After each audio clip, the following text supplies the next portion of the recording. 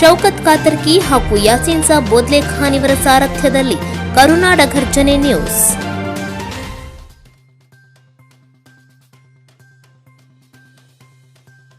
Guarantee ಸಮಿತಿ ಅಧ್ಯಕ್ಷರು ನಮ್ಮ ಆತ್ಮೀಯರಾದಂತ ನಮ್ಮ ಅಸೂಟಿ ಅವರವರೇ, ನಮ್ಮ ಗದಗ ಜಿಲ್ಲಾ ಯುವ ಕಾಂಗ್ರೆಸ್ನ ಅಧ್ಯಕ್ಷರು ಆತ್ಮೀಯರಾದಂತ ಕೃಷ್ಣಗೌಡ್ರ ಪಾಟೀಲ್ ರವರೇ, ನಮ್ಮ ಗದಗ ನಗರಸಭೆ ನಮ್ಮ ಅಧ್ಯಕ್ಷರಾದಂತ ಬಾಬಚ್ಚಿ ಅವರವರೇ, ನಮ್ಮ ಸಿದ್ದು ಪಾಟೀಲ್ ಅವರವರೇ, ನಮ್ಮ ಗದಗ ಗ್ಯಾರಂಟಿ ಸಮಿತಿ ಅಧ್ಯಕ್ಷರಾದಂತ ಅಶೋಕ್ ಮಂದಾಲಿ ಅವರವರೇ, ಎಲ್ಲ ಇಲ್ಲಿ ಸೇರಿದಂತ ಎಲ್ಲ ನಮ್ಮ ಬ್ಲಾಕ್ ಕಾಂಗ್ರೆಸ್ನ ಅಧ್ಯಕ್ಷರೇ ಮತ್ತು ನಮ್ಮ ಕಮರ್ಷಿಯಲ್ ಸಿಲಿಂಡರ್ ಸಿಗ್ತಾ ಇಲ್ಲ. ಇವತ್ತು ಜನ ಇವತ್ತು ಏನೇನು ಇದಕ್ಕೆ ಹೋದಾಗೆ ಟೂರ್ಗೆ ಹೋದಲ್ಲಿ ಎಲ್ಲ ಇವತ್ತು ಪ್ರತಿಯೊಬ್ಬರು ಕೂಡ ಹೋಟೆಲ್ಗೆ ಹೋಗ್ಬೇಕಾದ್ರೂ ಕೂಡ ಅಲ್ಲಿ ಯಾವುದೇ ರೀತಿಯಾಗಿ ಇವತ್ತು ಅವರಿಗೆ ಅಡಿಗೆ ಮಾಡಕ್ಕೆ ಸಿಲಿಂಡರ್ ಇಲ್ಲ ಅಂತಂದು ಇವತ್ತು ಇಡೀ ಇವತ್ತು ರಾಜ್ಯದಲ್ಲಿ ಸಾಕಷ್ಟು ಇದೇ ಎದ್ದಿದೆ, ಗೊಬ್ಬೆ ಎದ್ದಿದೆ. ಅಂದ್ರೆ ಇವತ್ತು ಜನ ಇವತ್ತು ಸಾಕಷ್ಟು ಇವತ್ತು ರೊಚ್ಚಿಗೆದ್ದು ಇವತ್ತು ಸರ್ಕಾರನ ಬೈತಕ್ಕಂಥದ್ದು. ಅಂದ್ರೆ ಇವತ್ತು ಯಾವ ರೀತಿಯಾಗಿ ಇವತ್ತು ಕೇಂದ್ರ ಸರ್ಕಾರದ ಆಡಳಿತ ವೈಫಲ್ಯ ಇತ್ತಂತಂದ್ರೆ ಇವತ್ತು ಬಹಳ ನೀಚ ರಾಜಕಾರಣ ಇವರೆಲ್ಲ ಮಾಡ್ತಾ ಇದ್ದಾರೆ ಇವತ್ತು. ಯಾಕಂತಂದ್ರೆ ಇವತ್ತು ನಮ್ಮ ಕರ್ನಾಟಕ ರಾಜ್ಯದಲ್ಲಿ ಇವತ್ತು ಕಾಂಗ್ರೆಸ್ ಆಡಳಿತ ಇದೆ. ಇವತ್ತು ಕಾಂಗ್ರೆಸ್ ಆಡಳಿತ ಇವತ್ತು ಸಾಕಷ್ಟು ಯೋಜನೆಗಳನ್ನ ಜನಸಾಮಾನ್ಯರಿಗೆ ಮುಟ್ಟಿಸುವಲ್ಲಿ ಇವತ್ತು ಯಶಸ್ವಿಯಾಗಿ ಇವತ್ತು ಎಲ್ಲರನ್ನ ರಕ್ಷಣೆ ಮಾಡಿಕೊಂಡು ಹೋಗ್ತಕ್ಕಂಥದ್ದು ಒಳ್ಳೆ ಆಡಳಿತವನ್ನ ಈ ಕರ್ನಾಟಕ ರಾಜ್ಯದಲ್ಲಿ ನಮಗೆ ಕೊಡ್ತಾ ಇದೆ. ಇವತ್ತು ಮಾನ್ಯ ಮುಖ್ಯಮಂತ್ರಿಗಳಂತ ಸಿದ್ದರಾಮಯ್ಯ ಸಾಹೇಬರು, ನಮ್ಮ ಉಪಮುಖ್ಯಮಂತ್ರಿಗಳಂತ DK ಶಿವಕುಮಾರ್ ಸಾಹೇಬ್ರ ಅವರ ನೇತೃತ್ವದಲ್ಲಿ ಸಬ್ಸಿಡಿ ಕೊಡ್ತೇವೆ, ನಿಮಗೆ ಯಾವ್ದು ತೊಂದ್ರೆ ಇಲ್ಲಂಗನೆ ನಾವು ಸಿಲಿಂಡರ್ ಕೊಡ್ತೇವೆ ಅಂತ ಹೇಳಿದವರು ಈಗ ದಿನಕ್ಕೆ ದಿನ ಸಿಲಿಂಡರ್ ದರ ಏರ್ಸಾಕತ್ತೀವ್ರಿ. ಈಗಾಗಲೇ ನೀವು ಮತ್ತಿಷ್ಟು ಏನೈತಿ ಗಾಯದ ಮೇಲೆ ಬರೆ ಹೇಳಕತ್ತೀರಿ. ಕೇಳ್ರಿ, ನೀವು ಯಾವುದೇ ರೀತಿಯಿಂದ ಇನ್ನೂ ಹೆಚ್ಚು ಈ ವಿರೋಧ ಇನ್ನು ಕೇವಲ ಒಂದು ವಾರದೊಳಗ ನೀವು ಸಿಲಿಂಡರ್ ದರ ಇಳಿಸಿ ನಮ್ಮ ಹೆಣ್ಮಕ್ಳು ಕಣ್ಣೀರು ಒರೆಸಿದ್ರಿ ಒಳ್ಳೇದಾಯ್ತು. ಇಲ್ಲಂದ್ರ ಪ್ರತಿಯೊಂದು ತಾಲೂಕು ಪ್ರತಿಯೊಂದು ಗಲ್ಲಿಯಲ್ಲಿ ಮಹಿಳೆಯರೇ ನಾವು ನಿಮ್ಮ ವಿರುದ್ಧ ಸಿಡಿದೆದ್ದು ನಿಲ್ತೇವೆ ಅಂತ ಈ ಸಂದರ್ಭದೊಳಗೆ ಹೇಳ್ತೀನಿ. ಯಾಕಂದ್ರ ಈಗ ನೋಡಿ ನಾವು ಎಷ್ಟು ಪರದಾಡ್ತೇವಿ ನಮ್ಮ ಗ್ರಾಹಕರಿಗೆ, ಅಷ್ಟಲ್ದ್ರ ವ್ಯಾಪಾರಸ್ಥರು ನೋಡ್ರಿ ಎಷ್ಟು ನಾವು ಇದು ಮಾಡ್ತೇವಿ. ಈಗಾಗಲೇ ಎಲ್ಲ ನಮ್ಮ ಹೇಳಿದ್ರು ನಮ್ಮ ಅಧ್ಯಕ್ಷರು, ಈಗಾಗಲೇ ಅನೇಕ ಹೋಟೆಲ್ಗಳಾಗಲಿ ಎಲ್ಲೇ ಆಗಲಿ ಅವ್ರಿಗೆ ವ್ಯಾಪಾರ ಬಂದ್ ಆಗೈತಿ. ಸಿಲಿಂಡರ್ ಇಂದ ಏನ್ ಅಡಿಗೆ ಮಾಡ್ಬೇಕು? ಬೆಲೆ ಏರಿಕೆ ಆಗತ್ತೈತಿ ಅಂತಂದ ನೀವೆಲ್ಲರೂ ನೋಡ್ತಿರ್ತೀರಿ, ಸಾಮಾಜಿಕ ಜಾಲತಾಣದಲ್ಲಿ ನೋಡ್ತಿರ್ತೀರಿ. ಹೌದು, ಮಿಡಲ್ ಈಸ್ಟ್ದಾಗ ವಾರ್ ಆಗೈತಿ ಕರೆ, ಆದ್ರೆ ಬೆಲೆಯನ್ನ ನಿಯಂತ್ರಣ ಮಾಡುವಂತ ಹಕ್ಕು ಸರ್ಕಾರಕ್ಕೆ ಇದ್ದೇ ಇರ್ತದಲ್ಲ. ಉದಾಹರಣೆಗೆ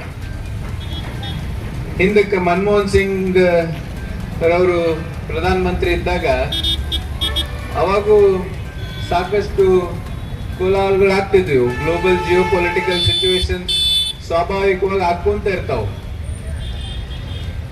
ಆದ್ರೆ ಅವಾಗ ನಮ್ಮ ನೀತಿ ಯಾವ ರೀತಿ ಇತ್ತು, ಅಲ್ಲಿ ಆಗೇತ್ತಡಿ ಅನ್ನೋದಕ್ಕೆ ಪಟ ತಗೊಂಡು ಬೆಲೆ ಏರಿಕೆ ಮಂದಿ ಮೇಲೆ ಹಾಕ್ತಿರ್ಲಿಲ್ಲ. ಅದನ್ನ ಗೌರ್ಮೆಂಟ್ ಆದಂತವ್ರು ಅಬ್ಸರ್ವ್ ಮಾಡ್ಕೊಂತಿದ್ರು. ಸಬ್ಸಿಡಿಗಳ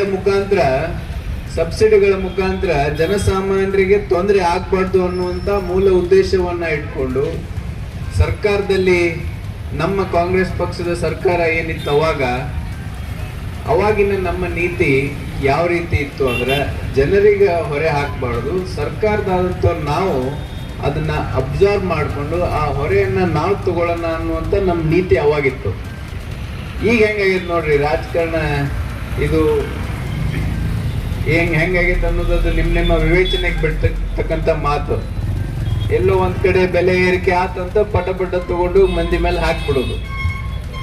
ಯಾರು ಅದನ್ನ ಪ್ರಶ್ನೆ ಮಾಡಂಗಿಲ್ಲ, ಅದ್ರ ಬಗ್ಗೆ ಸಂವಾದ ಮಾಡಂಗಿಲ್ಲ. ನಾವು ಹೋರಾಟ ಮಾಡುವಂತವ್ರು ನಾವೆಲ್ಲರೂ ಅದ್ರ ಬಗ್ಗೆ ಧ್ವನಿ ಎತ್ತೀವಿ. ಅದಕ್ಕೆ ಯಾವುದೇ ರೀತಿಯ ಕಿವಿ ಮಾತು ಕೊಡಂಗಿಲ್ಲ, ಆಲ್ ಪಾರ್ಟಿ ಮೀಟಿಂಗ್ ಮಾಡಂಗಿಲ್ಲ, ಏನೂ ಇರಂಗಿಲ್ಲ. ಹಂಗಾಕೈತಿ. ಈಗ ಅದನ್ನ direct translation, Ukraine Russia war ಆದಾಗ ಬಹಳಷ್ಟು ಮೋದಿಯವರು ವಾರ್ ನಿಲ್ಲಿಸ್ಬಿಟ್ರು ಅಂತಂದ. ಈಗ ಯಾಕೆ ನಿಲ್ಲಿಸ್ಲಿಲ್ಲ?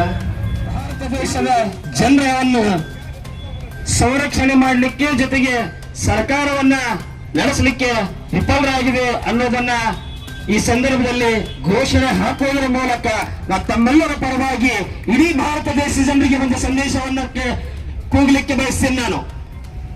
ಭಾರತ ಸರ್ಕಾರ, ಬಿಜೆಪಿ ಸರ್ಕಾರವು ಇವತ್ತಿನ ದಿವಸ ಸಂಪೂರ್ಣವಾಗಿ ನಮ್ಮ ಜನತೆಯ ಒಂದು ಮುಂದಾಲೋಚನೆಗೋಸ್ಕರ, ಆ ಆಹಾರವನ್ನ ಬಯಸುವುದಕ್ಕೋಸ್ಕರ ಇವತ್ತು ಗ್ಯಾಸ್ ಸಿಲಿಂಡರ್ ಅನ್ನ ಪರೋಕ್ಷವಾಗಿ ಜನರನ್ನ ಸರ್ಕಾರದ ವಿರುದ್ಧ ಕೇಂದ್ರ ಸರ್ಕಾರದ ಒಂದು ಕೆಟ್ಟ ನೀತಿ ಏನಪ್ಪ ಅಂದ್ರೆ ಉದಾಹರಣೆ ಜನರ ಮಾತಾಡಿದ್ದಾರೆ.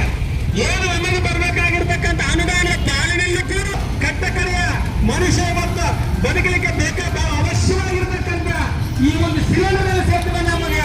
ಅದಗಳು ಶಿಕ್ಷಣ ಇಲಾಖೆಯಲ್ಲಿ ಮಧ್ಯಾಹ್ನದ ಬಿಸಿ, ಯಾವುದೇ ಪರಿಸ್ಥಿತಿಯಲ್ಲಿ ಏನೇ ಆಗಲಿ ಇವತ್ತು ಮಧ್ಯಾಹ್ನದ ಬಿಸಿಯೂಟಕ್ಕೆ ತೊಂದರೆ ಆಗಬಾರ್ದಂತಕ್ಕಂಥದ್ದು ಒಂದು ಒಳ್ಳೆ ತೀರ್ಮಾನ ತಗೊಂಡ್ರಲ್ಲ. ನಿಜವಾಗ್ಲೂ ಇದು ಕಾಂಗ್ರೆಸ್ನ ಮನಸ್ಥಿತಿ, ಈ ಮಕ್ಕಳ ಪರವಾಗಿ ಇರುವಂತದ್ದು. ಇದು ನಿಮ್ಗೆ ಅರಿವಾಗ್ಲಿಲ್ಲನ್ರಿ ಸನ್ಮಾನ್ಯ ಮೋದಿಜಿ ಅವರೇ, ಅರ್ಥ ಮಾಡ್ಕೋಬೇಕು.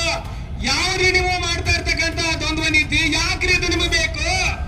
ಇವತ್ತು ಕರ್ನಾಟಕದಲ್ಲಿ ಜನರು ಅಭಿಮಾನ ಪಟ್ಟುಕೊಂಡು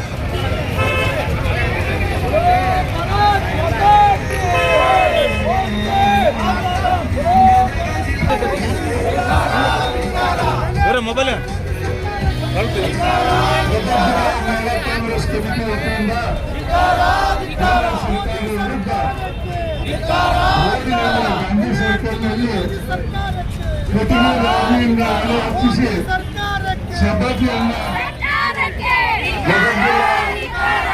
ಕಾಂಗ್ರೆಸ್ ಕಾರ್ಯಕರ್ತರ ವತಿಯಿಂದ ಒಳ್ಳೆಯ ಒಂದು ಪ್ರತಿಭೆ